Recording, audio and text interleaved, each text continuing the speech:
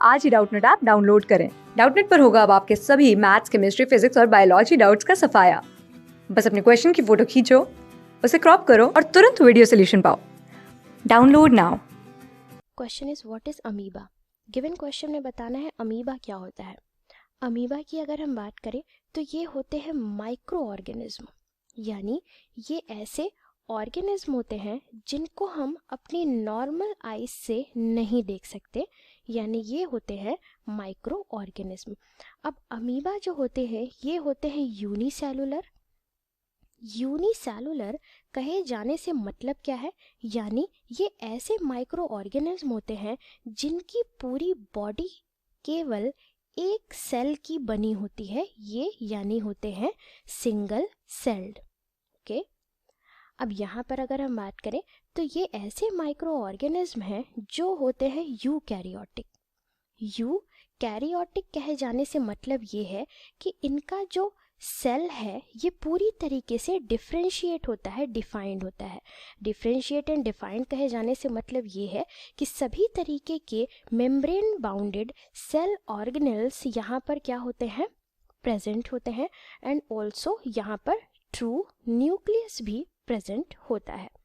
अब अमीबा जो होते हैं ये ऐसे माइक्रो ऑर्गेनिज्म होते हैं जो कि चेंज कर सकते हैं अपनी बॉडी का शेप। ओके, तो ये इनके पास एबिलिटी होती है कि ये अपनी बॉडी का शेप चेंज कर सकते हैं। ऑल्सो ये ऐसे माइक्रो ऑर्गेनिज्म हैं जो कि पाए जाते हैं पॉन्ड्स में, यानी तालाबों में। ऑल्सो ये पाए जाते हैं झीलों में, लेक्स में। ऑल्सो ये जो स्लो मूविंग यानी धीमी गति से बहने वाली जो रिवर्स होती है यहाँ पर भी पाए जाते हैं।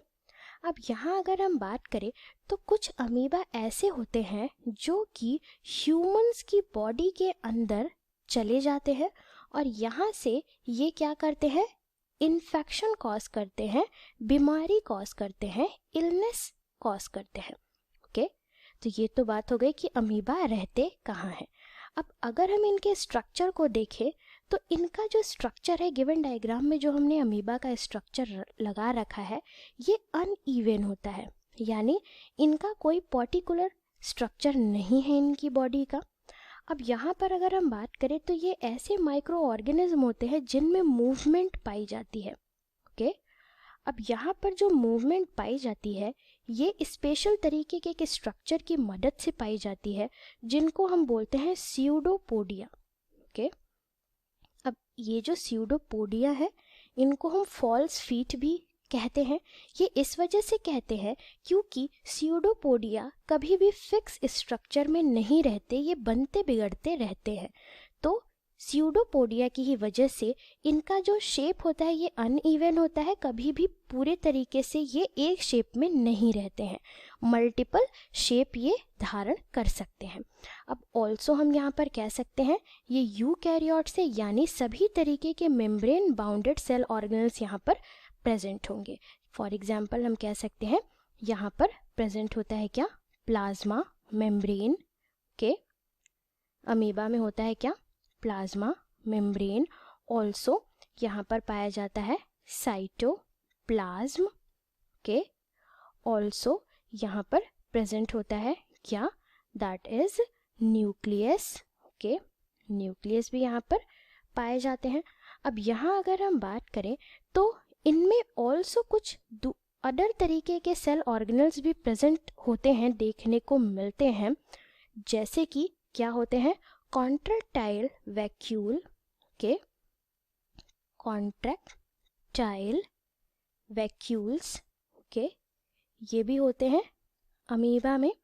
ऑल्सो यहाँ पर प्रेजेंट होता है क्या, माइटोकॉन्ड्रिया के, क्योंकि ये क्या है, यूकैरियोट्स है, तो ये सारे सेल ऑर्गेनल्स यहाँ पर क्या होते हैं, पाए जाते हैं। अब यहाँ अगर हम बात करें कि ये फूड को अपनी बॉडी में लेता कैसे है, तो अमीबा जो होते हैं ये फूड को अपनी बॉडी में एक स्पेशल प्रोसेस के थ्रू लेते हैं जिसको हम बोलते हैं फैगोसाइटोसिस।